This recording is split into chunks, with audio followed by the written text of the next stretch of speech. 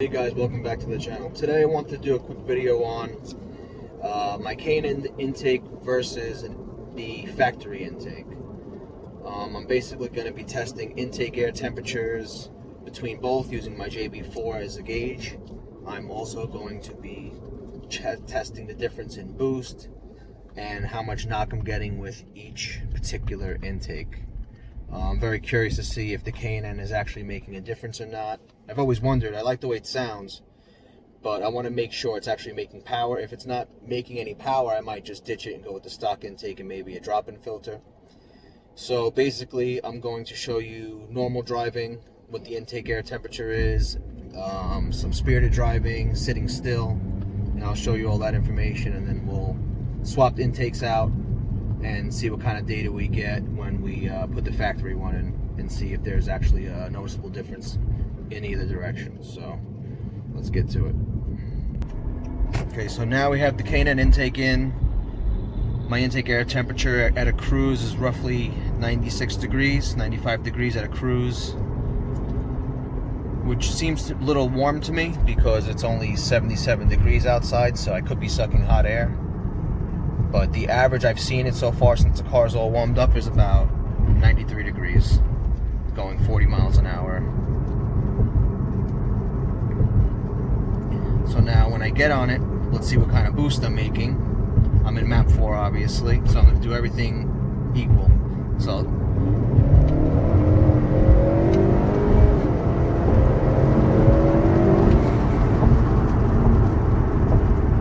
I'm going to try to do it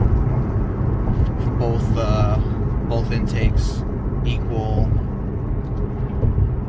situations. Now if you look at my intake air temperature over there, it was at 102. It's dropping now since I'm not on it.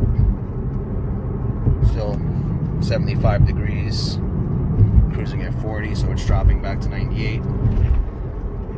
Now what I'm going to do is I'm going to stop and we'll see if those numbers climb. So I'm going to pull over where I am right now.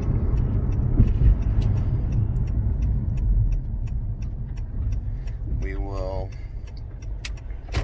just pull over for a few seconds and we'll see if that actually starts to go up a little bit from sitting still.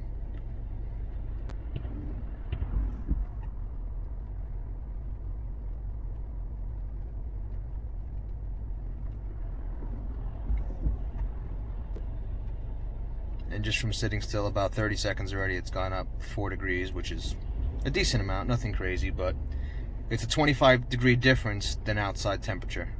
27 degree now, went up another 2 degrees. So I think that should be long enough to try to get a base of what's going on. I'm gonna pull back onto the road. We'll see how fast they drop. It does drop rather quickly, it seems.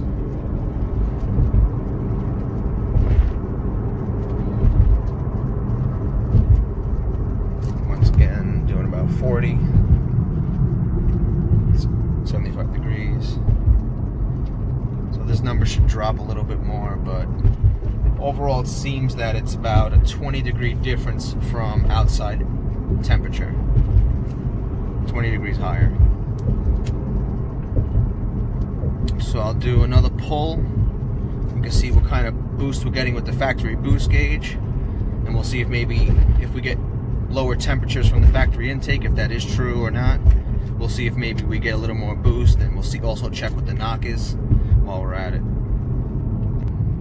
Alright, so now here we go, and do a quick little pull, watch that factory boost gauge.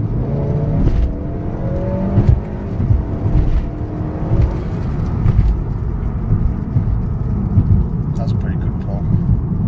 Usually it doesn't pin it like I just saw it, but I'll take it, it was moving.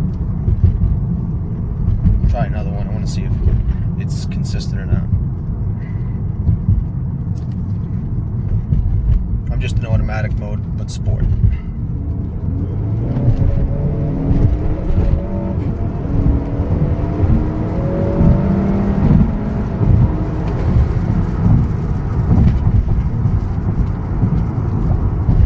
Now if you look, my ITAs went up to 116, 114.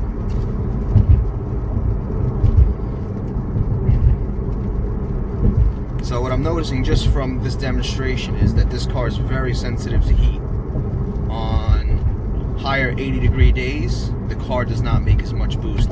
Just by that factory boost gauge alone, I can tell you that. It never goes up that high because lately I've been driving and getting on it, and it's not pulling the way it is now. So actually it's pulling pretty hard right now.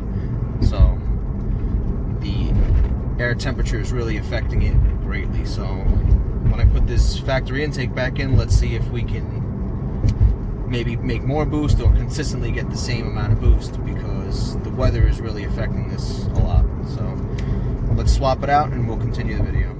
The intake is back in. I wanted to start off by saying that after I did those runs, I wasn't able to record it because I had my phone in my pocket. But after I did the runs, the air intake temperatures were actually registering higher than what I was initially saying. So once it was hot, it was staying hot longer. So in other words, like when I was sitting at a light, it would go up to 107 degrees. And when I was cruising, instead of being like 93, 95, I believe it was staying more around like 97, 98. So even though I didn't catch it on video, I just wanted to document that's what was happening after it got really hot from, you know, stepping on it hard. So now the factory one's in. I'm going to go back to the spot. I'm going to do the same runs if possible. I'm going to try to make it as non-biased as possible in either direction, because I'd rather keep the intake, but if it doesn't work, like I said, I'll swap it out permanently. But right now the air temperature is 95, so it's consistent with the other one without doing runs. I just want to see if it's actually going to maintain lower levels. Now it's 93, 95, it's teeter-tottering back, but I was just at a light. So just from a glance, I want to say this one's doing slightly better, but it's hard to tell. So let's do some runs. We'll see how the car actually feels. I didn't really step on it yet, so I'm not going to say it feels like it has more power, less power. So I'll wait till I get to that point. I'm coming up to a light now. So this is a good measurement as far as what it's like sitting still. So I'll get that part over with. I don't want to bore you guys, but for anyone looking to do this, this is important information. If you care about the performance of the car, this is it.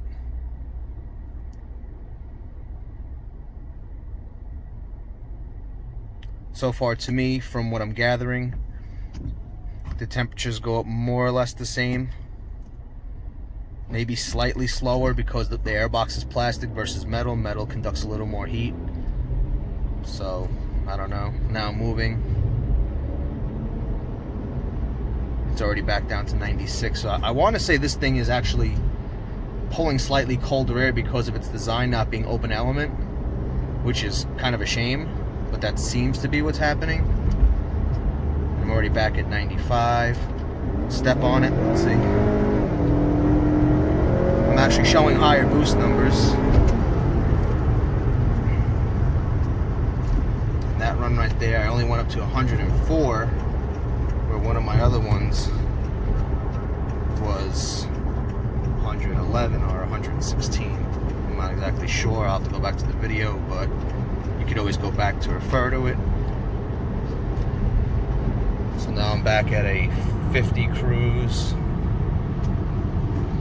Temperature outside 75. It's been consistently 75 to 77 degrees around here right now.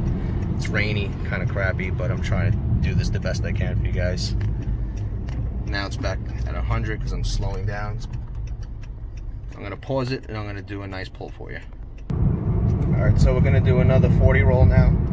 From the sitting at the light after doing that pull, it actually only hit 104, whereas before it was going up to 107, so far 3 degrees less. Let's do the pull, check the boost. It's a little spinning, sorry. That car's spinning, there we go. Nah, it's spinning, so it's cutting boost. It actually feels like it pulls better, but it's wet out, it's hard to tell. I'm trying to do this the best I can. But I'm surprised the car's actually spinning going that fast. I know it's wet, but that's a pretty quick speed to spin at. I'm going to try it again. Maybe I'll get a little more traction on this other type of road over here. Take the traction control off, that way it doesn't cut boost. Alright, here we go.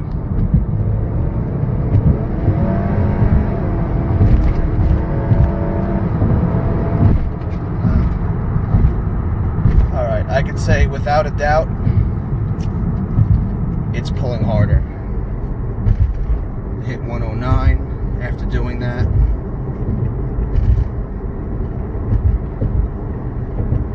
Temperatures are coming down pretty quick.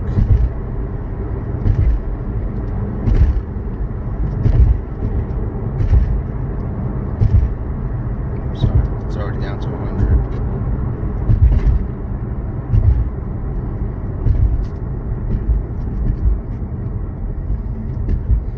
It was a little damp before, but the floor is a little more wet now. It was drizzling slightly. The roads are kind of dry now. It's a little more wet, so it's the only day I have to do this, so I'm trying to conduct the best test I can. But even with the spinning, I can swear to you, it's pulling harder. I'm pretty convinced that the K&N is actually hurting performance, which is unfortunate because, like I said, I really like the sound.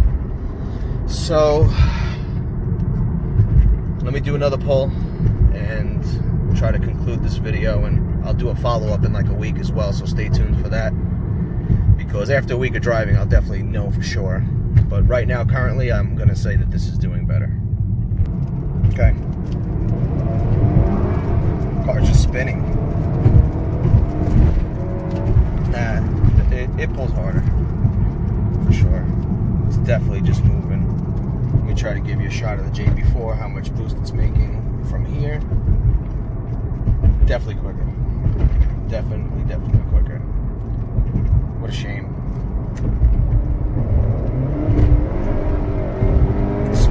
I'm getting a little spin action right now.